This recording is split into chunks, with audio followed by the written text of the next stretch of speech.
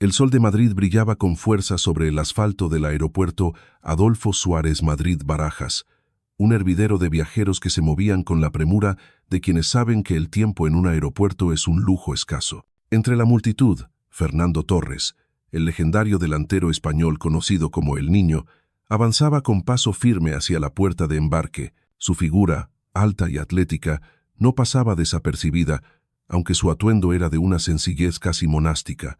Una camiseta gris, vaqueros oscuros y unas zapatillas deportivas desgastadas por el uso. En su mano derecha llevaba una mochila ligera, y en la izquierda un libro sobre la historia del arte europeo, una pasión que había cultivado desde que colgó las botas tras una carrera estelar. Este viaje a París no era un capricho cualquiera, era un regalo de su mejor amigo, Javier Hidalgo, el carismático CEO de Globalia, una de las mayores corporaciones aeronáuticas de España. Javier, con su habitual mezcla de generosidad y teatralidad, había insistido en que Fernando merecía un respiro, una escapada para asistir a un evento benéfico en la capital francesa donde recaudarían fondos para niños desfavorecidos. «Te lo has ganado, campeón», le había dicho Javier con una sonrisa, entregándole un billete de clase business para el vuelo de Air Global, la aerolínea estrella de su compañía. Fernando, aunque acostumbrado al lujo en sus días de gloria en el Atlético de Madrid, Liverpool y la selección española, no era hombre de alardes. Aceptó el regalo con gratitud, pero con una condición: viajaría solo, sin séquito ni alboroto, como un pasajero más. El ambiente en la sala de embarque era un mosaico de ejecutivos trajeados,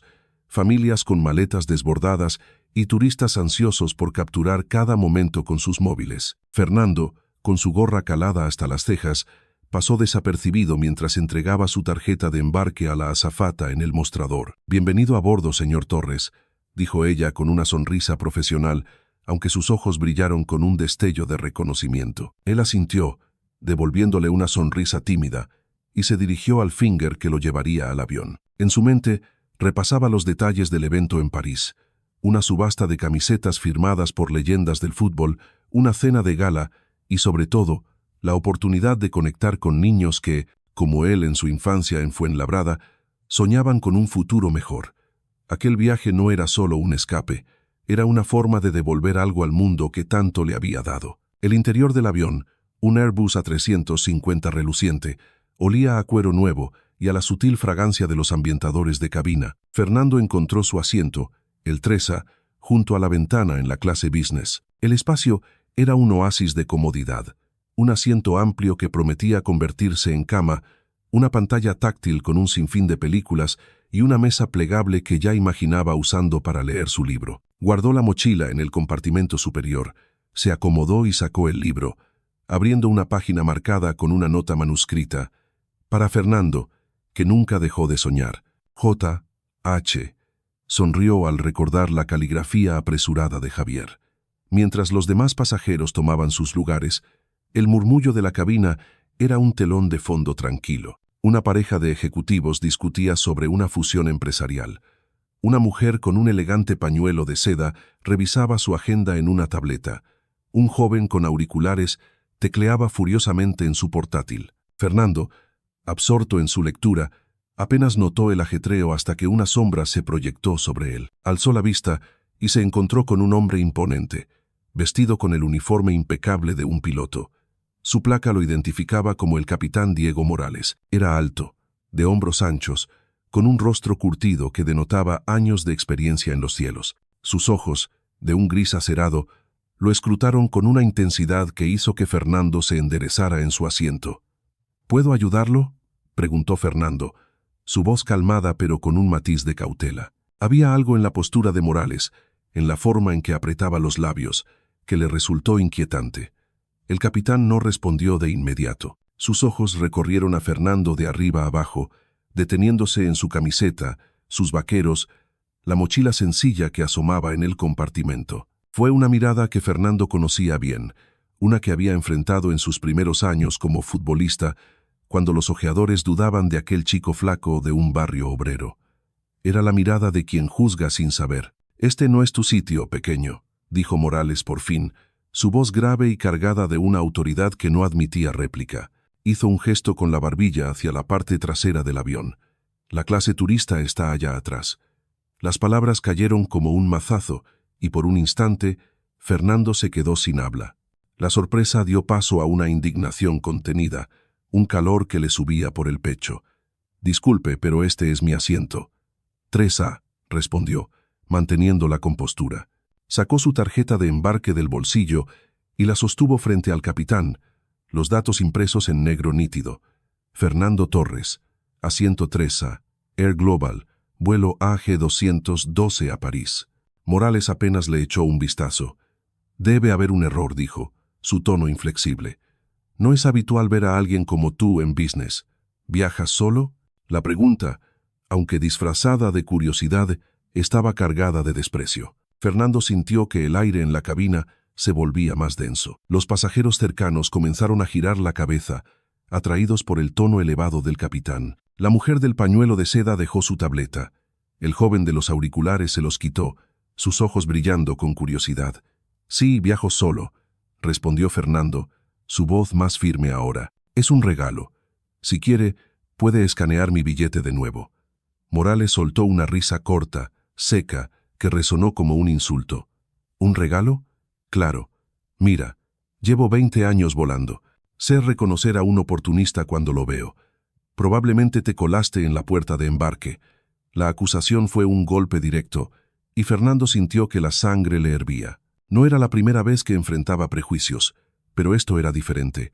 No estaba en un campo de fútbol, donde podía responder con un gol. Estaba atrapado en un avión, bajo la mirada de un hombre que parecía disfrutar de su poder. «No me colé en ningún sitio», dijo Fernando, alzando la voz lo justo para que sonara clara, pero sin perder la calma. «Mi billete es válido. Si no me cree, llame a la puerta de embarque. Ellos lo confirmarán». Morales entrecerró los ojos y por un momento pareció que iba a ceder, pero entonces, con un movimiento brusco, llamó a una azafata que estaba cerca.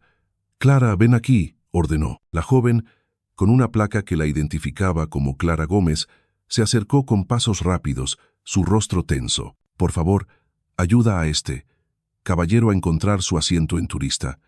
Clara miró a Fernando, luego al capitán, y de nuevo a Fernando. «Señor, ¿puedo ver su tarjeta de embarque?», pidió, su voz suave pero nerviosa. Fernando se la entregó, y los ojos de Clara se abrieron ligeramente al leerla. «Capitán, el billete es para el asiento 3A», dijo, vacilante. Morales arrebató la tarjeta de las manos de Clara, sus dedos rozando los de Fernando con un desdén palpable. La examinó como si buscara un defecto, una falsificación, cualquier excusa para mantener su postura. «Un tipo como tú, en business, solo, improbable», gruñó. «Esto huele a estafa. ¿Qué eres? ¿Un estudiante que encontró un billete perdido?». La pulla fue tan absurda que Fernando casi rió, pero el peso de las miradas de los demás pasajeros lo mantuvo serio. La pareja de ejecutivos ahora susurraba entre sí. La mujer del pañuelo de seda fruncía el ceño, como si la escena la incomodara pero no supiera cómo intervenir. «No soy un estudiante», dijo Fernando, su paciencia al límite. «Soy Fernando Torres, y este es mi asiento. Si tiene un problema, hágalo oficial. Llame a seguridad, pero no me moveré de aquí». El desafío, aunque pronunciado con calma, fue como echar gasolina al fuego. Morales se irguió, su rostro enrojeciendo. «¿Me estás dando órdenes en mi avión?», rugió. «Soy el capitán. Aquí, mi palabra es la ley. Y digo que no perteneces a esta cabina». Hizo un gesto hacia Clara, que parecía a punto de desmayarse. «Clara, llama a seguridad. Que saquen a este tipo del avión». La azafata dudó, sus manos temblando mientras buscaba su walkie-talkie. «Capitán, tal vez podríamos verificar el billete con el personal de tierra». «Sería rápido», sugirió, casi en un susurro. Morales la fulminó con la mirada. «¿Cuestionas mi autoridad?», ladró. Clara retrocedió, pálida, y Fernando sintió una punzada de lástima por ella. Estaba atrapada, igual que él, en la tormenta de arrogancia del capitán. El corazón de Fernando latía con fuerza, pero no era miedo. Era la misma determinación que lo había llevado a marcar el gol decisivo en la final de la Eurocopa 2008. A correr bajo la lluvia de Viena, con el mundo mirándolo. Había enfrentado defensas feroces, entrenadores escépticos, lesiones devastadoras. No iba a dejar que un piloto prepotente lo humillara.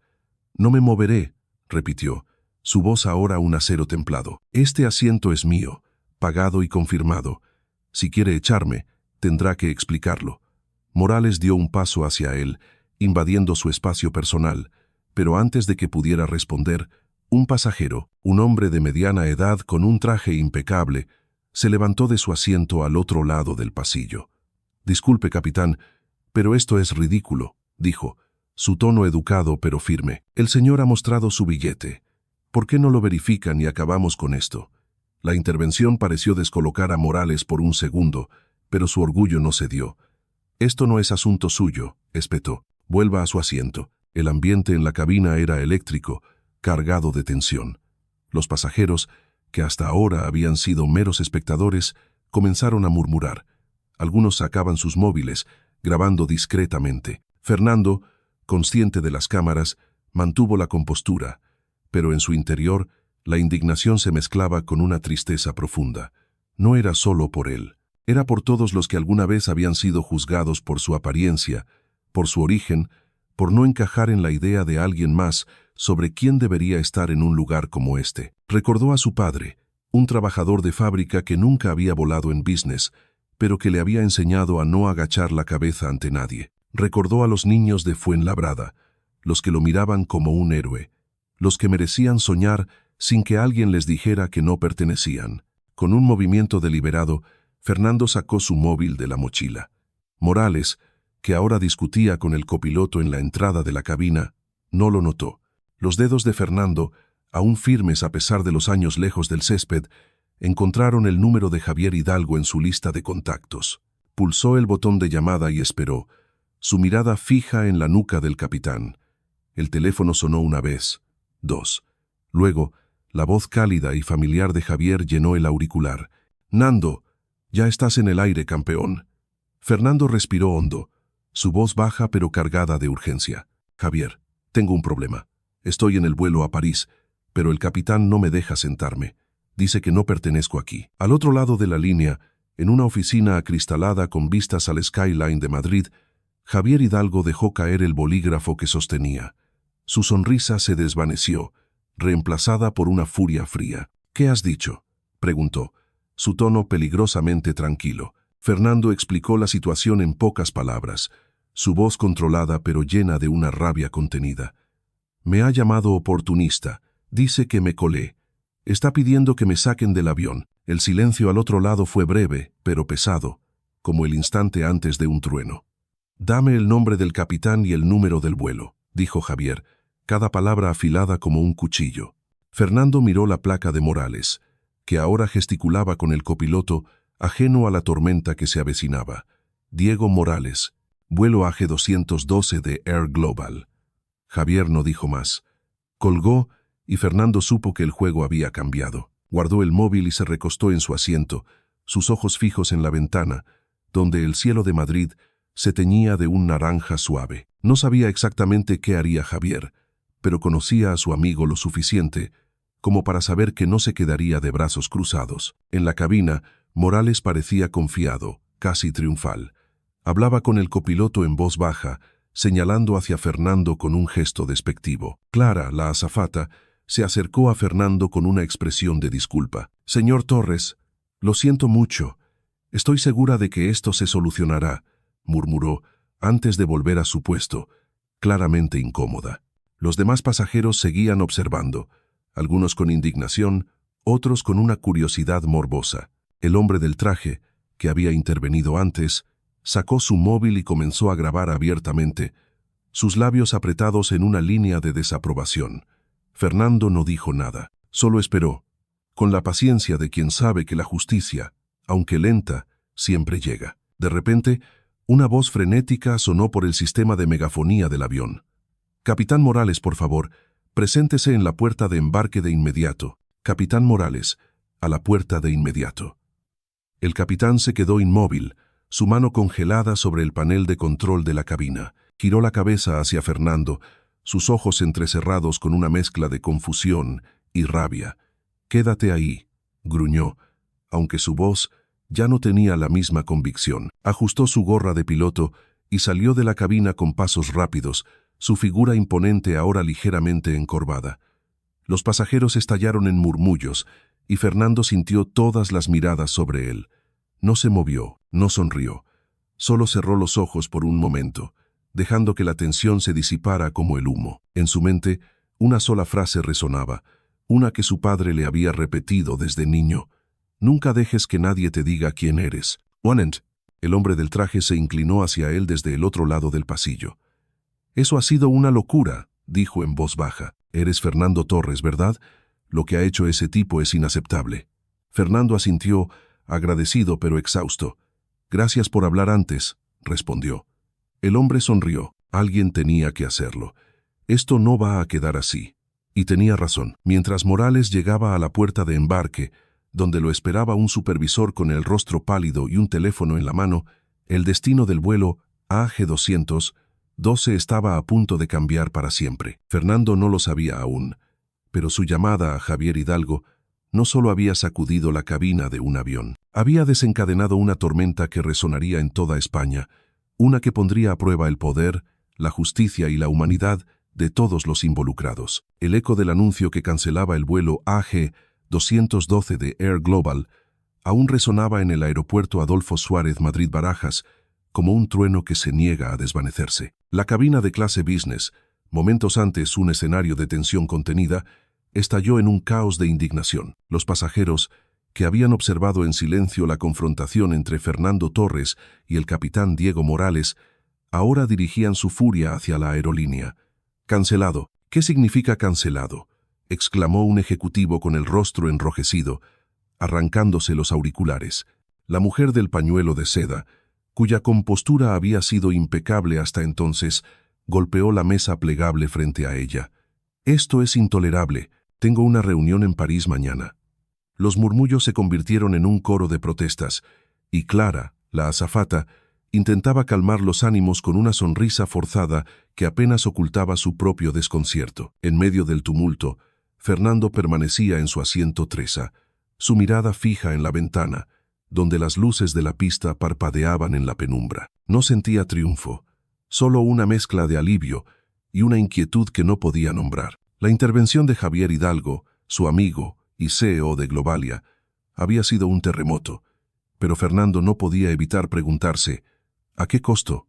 Mientras los pasajeros recogían sus pertenencias, lanzando miradas resentidas en su dirección, como si él fuera el culpable de su inconveniente, una supervisora de Air Global, una mujer de unos 40 años con el uniforme impecable y el rostro tenso, entró apresuradamente en la cabina. Su placa la identificaba como Marta Ruiz. Sus ojos recorrieron la escena hasta detenerse en Fernando. «Señor Torres», dijo, su voz temblorosa pero profesional, «le pido 1000 disculpas por este malentendido. Por favor, acompáñeme. El señor Hidalgo ha solicitado que se le atienda de inmediato».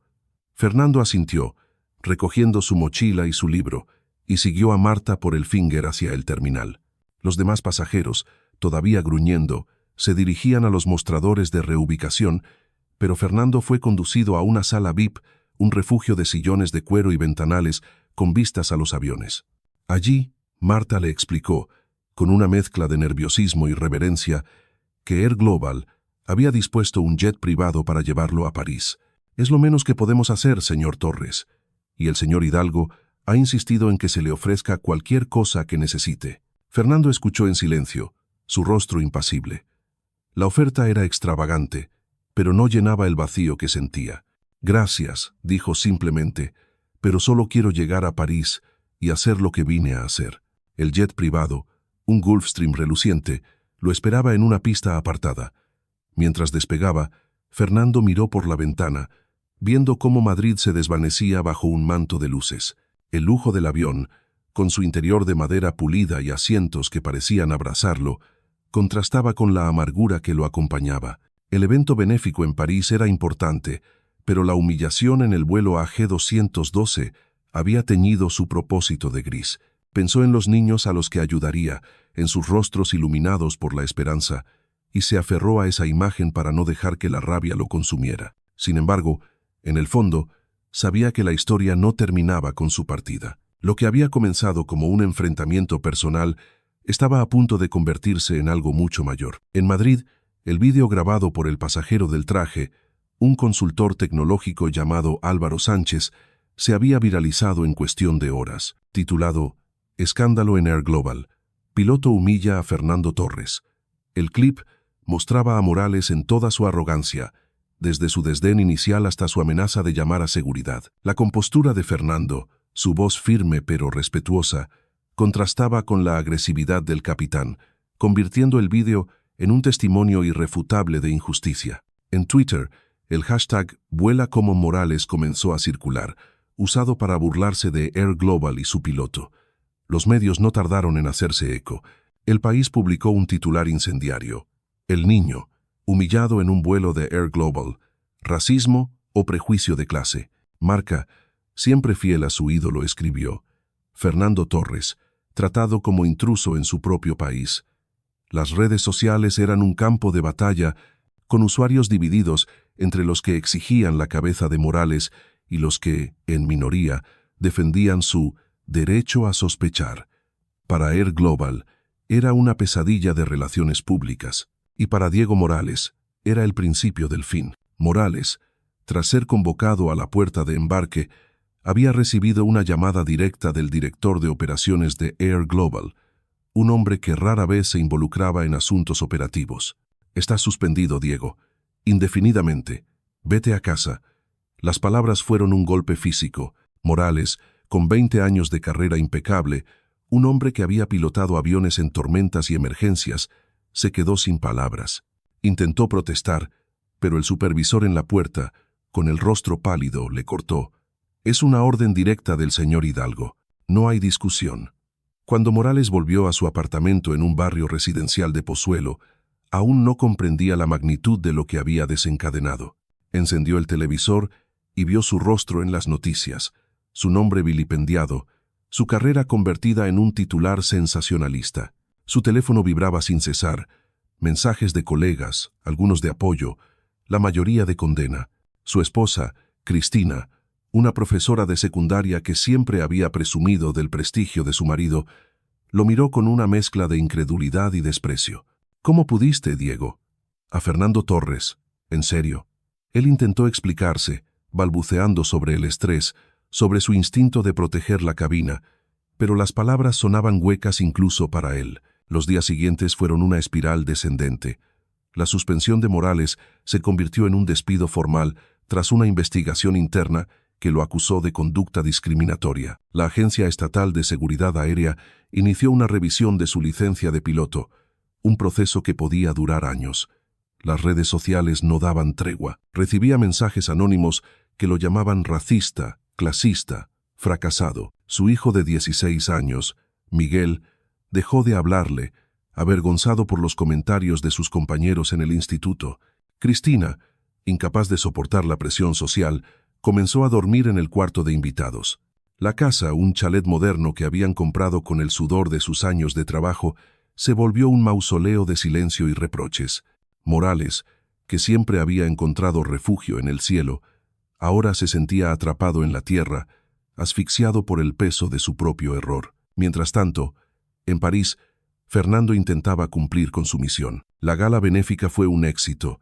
Las camisetas firmadas, incluida una suya de la final de la Eurocopa 2008, recaudaron millones de euros. Los niños, con sus ojos brillantes, lo rodeaban, pidiéndole autógrafos y contándole sus sueños de ser futbolistas, médicos, artistas. Fernando sonreía, bromeaba, pero en los momentos de quietud, su mente volvía al avión. No podía quitarse de la cabeza la mirada de Morales, esa mezcla de arrogancia y desprecio. No era solo por él. Era por todos los que, como él en su infancia, habían sido juzgados por no parecer suficientes. En un café junto al Sena, mientras leía las noticias en su móvil, vio un artículo sobre Morales. Hablaba de su despido, de las amenazas que recibía, de cómo su familia se desmoronaba. Incluía una foto suya, tomada por un paparazzi, un hombre demacrado, con ojeras profundas, apenas una sombra del capitán que lo había confrontado. Fernando cerró el móvil, un nudo en el estómago. La justicia había llegado, pero no sentía satisfacción. Solo una tristeza difusa, Una pregunta que lo perseguía. ¿Dónde estaba la línea entre justicia y venganza? Decidió que necesitaba cerrar ese capítulo. De vuelta en Madrid, contactó a Javier, quien, aunque seguía furioso con Morales, aceptó ayudarlo a localizarlo. No fue difícil. Morales vivía ahora en un piso pequeño en Carabanchel, trabajando como repartidor para una cadena de comida rápida, un trabajo que aceptaba con la cabeza gacha, sabiendo que su nombre era veneno en la industria aeronáutica. Fernando propuso un encuentro en una cafetería discreta en el centro de Madrid, un lugar de mesas de madera y luz tenue, lejos de los focos de los medios. Javier intentó disuadirlo. ¿Para qué, Nando? Ese tipo no merece tu tiempo. Pero Fernando fue firme. No lo hago por él, lo hago por mí. Necesito entender. El día del encuentro amaneció gris, con nubes pesadas que amenazaban lluvia. Fernando llegó primero, vestido con una sudadera y vaqueros, su gorra calada para evitar miradas curiosas. Pidió un café solo y se sentó en una mesa al fondo, mirando por la ventana. Cuando Morales entró, Fernando casi no lo reconoció. El hombre que había sido una figura imponente ahora parecía encogido, su chaqueta gastada colgando de unos hombros hundidos. Sus ojos, antes afilados, estaban apagados, marcados por ojeras. Se acercó lentamente, como si cada paso le costara un esfuerzo inmenso. «Señor Torres», dijo, su voz apenas un susurro. «Gracias, gracias por aceptar verme». Fernando señaló la silla frente a él. «Siéntate, por favor». El silencio que siguió fue denso, cargado de todo lo que no se había dicho en el avión. Morales jugueteaba con una servilleta, incapaz de sostener la mirada de Fernando. Finalmente, habló. «No tengo palabras para decir cuánto lo siento. Lo que hice fue inexcusable. Te juzgué por tu ropa, por tu edad, por no sé qué. Fue un error, un prejuicio estúpido, y he pagado por ello cada día desde entonces». Su voz se quebró, y Fernando vio que sus manos temblaban. Morales habló de su despido, de la ruptura con su familia, de las noches en las que el whisky era su único consuelo. Habló de su hijo, que ya no lo miraba a los ojos, y de su esposa, que había pedido el divorcio. «No te pido perdón», dijo, «porque no lo merezco. Solo quiero que sepas que lo que hice no fue por ti, fue por mí, por algo roto dentro de mí que ni siquiera sabía que estaba ahí».